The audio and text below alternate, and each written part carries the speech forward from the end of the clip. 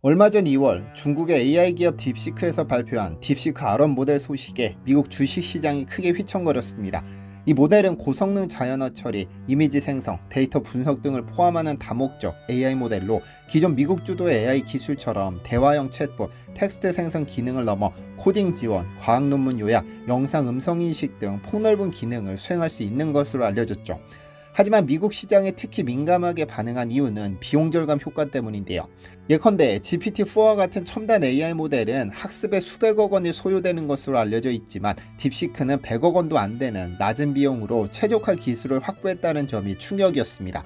즉 고가의 슈퍼컴퓨터 없이도 AI를 학습시킬 수 있는 가능성을 열어보인 겁니다. 이 소식에 미국 AI 업계는 패닉에 빠졌고 엔비디아 주가는 불과 며칠 만에 약 20% 가까이 하락해 시가총액으로 약 230조 원이 증발했죠. 그간 엔비디아는 AI용 GPU를 독점적으로 공급하며 성장해 왔기 때문에 비싼 GPU 없이도 고성능 AI를 구현할 수 있게 되면 엔비디아는 사실상 경쟁에서 도태됩니다.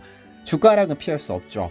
더 나아가 미국 정부의 수출 규제에도 불구하고 중국이 독자적인 AI 모델을 개발했다는 점은 AI 반도체 시장의 독점 구조가 흔들릴 수 있음을 시사합니다. 이에 따라 중국이 저비용으로 AI를 개발할 수 있다면 AI 시장 전체에 거품이 낀 것은 아닌가라는 의문도 제기됐습니다. 실제로 미국 일부 대형 AI 기업은 막대한 데이터 센터 전력 비용을 감당하기 어려워지고 있다고 하는데요. 물론 일각에서는 중국 기술력이 과장되었거나 미국 시장을 혼란에 빠뜨리기 위한 전략적 행보라는 분석도 있지만 어찌되었든 미국과 중국이 AI 패권 경쟁에 본격적으로 돌입했다는 사실만은 부인하기 어렵습니다. 그렇다면 우리나라는 이 패권 전쟁에서 무엇을 하고 있을까요? 그저 구경만 하고 있을까요? 아닙니다. 지금 전라남도에서 전 세계를 뒤흔들 50조 원짜리 초대형 AI 프로젝트가 은밀히 진행 중에 있습니다. 안녕하세요. 디스멘털입니다. 약 열흘 전 미국 투자그룹 스톡팜 로드가 전라남도에 세계 최대 규모의 AI 데이터 센터를 건설하겠다는 계획을 밝혔습니다. 이 프로젝트에는 LG그룹 창업주의 손자로 알려진 브라이언 구도 참여하여 글로벌 투자사와 함께 한국의 AI 산업 생태계를 확장시킬 계획인데요. 그리고 26일 미국 샌프란시스코 하얏트 호텔에서 퍼일스 서남해안 기업도시개발 해남군과 함께 솔라시도 AI 슈퍼클러스터 허브 구축을 위한 업무 협약을 체결했습니다. 협약에 따르면 해남 산이면 구성지구 일원 120만 평에 2028년까지 7조 원, 2030년까지 8조 원 등 총 15조 원이 투입돼 세계 최대 규모인 3기가와트 이상의 AI 슈퍼클러스터 허브를 조성하게 되는데요. AI 컴퓨팅 인프라, 데이터 센터, 대규모 ESS 등이 구축될 예정입니다. 여기에 구축되는 AI 컴퓨팅 인프라는 AI 모델 연구와 훈련을 위한 트레이닝 센터로서 일반 데이터 센터보다도 훨씬 더 많은 전력을 필요로 합니다. 솔라시도에 구축되는 AI 슈퍼클러스터 허브는 3기가와트 이상으로 미국 북버지니아주의 2.5기가와트나 중국 베이징의 1.8기가와트를 훨씬 뛰어넘는 세계 최대 규모입니다.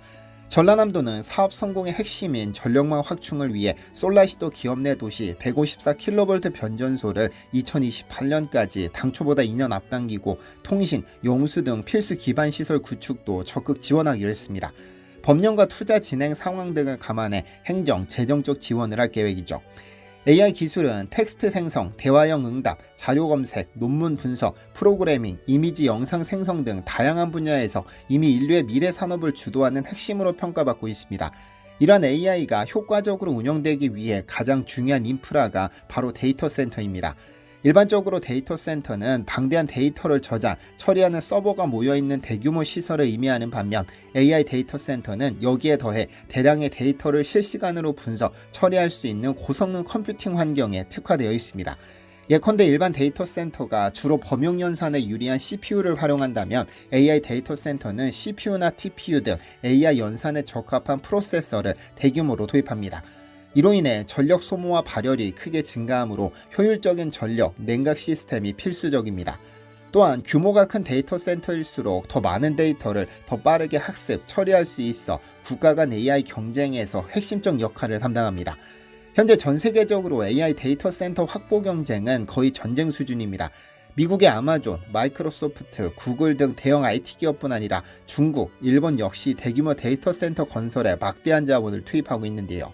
이는 방대한 양의 AI 모델 학습 및 서비스 운영에 필요한 컴퓨팅 파워를 안정적으로 확보하기 위한 전략입니다. 예를 들어 아마존은 향후 15년간 데이터 센터에 약 1,500억 달러를 투자하고 마이크로소프트 역시 분기별로 140억 달러 이상을 데이터 센터 건설에 투입하고 있습니다. 구글 또한 세계 각지의 데이터 센터 네트워크를 확대하여 AI 경쟁력을 강화하고 있죠. 현재 AI 데이터 센터 분야에서 가장 앞선 국가는 미국과 중국입니다. 압도적이죠. 트럼프 대통령은 지난 21일 백악관에서 오픈 AI, 오라클, 소프트뱅크와 함께 미국 내 AI 인프라에 5천억 달러를 투자하는 합작법인 스타게이트를 설립할 것이라고 발표했습니다. 이는 텍사스를 시작으로 미국 전역에 대규모 데이터 센터를 짓는 것이 핵심으로 3사가 초기 자금으로 1,000억 달러를 투입한 후 향후 4년간 추가로 4천억 달러를 투자하는 것이 주요 내용입니다. 중국은 2024년 기준 250개 이상의 AI 데이터 센터를 건설 중이며 상하이에 기반을 둔 인피니전스 AI가 AI 칩 대여 서비스를 제공하는 등 독자적인 AI 기술 역량 강화에 주력하고 있습니다. 한편 우리나라의 AI 데이터 센터 보유 개수는 약 153개로 미국이나 중국과 비교할 때 여전히 부족한 실정입니다. 시장조사기관 PNS 인텔리전스는 전세계 데이터 센터 시장 규모가 2025년 3,414억 달러에서 2030년 6,224억 달러로 성장할 것으로 전망하고 있는데요. 물론 전남 해남에 건설될 대형 데이터 센터 투자만으로 대한민국이 단숨에 AI 선도국이 될 수는 없습니다. 정부의 지속적 지원, 기업의 적극적 투자, 전문 인력 양성 등이 장기적으로 함께 이루어져야 하죠. 스탠퍼드 대학교가 발표하는 2024년 AI 지수에 따르면 한국은 현재 세계 7위에 랭크됐습니다.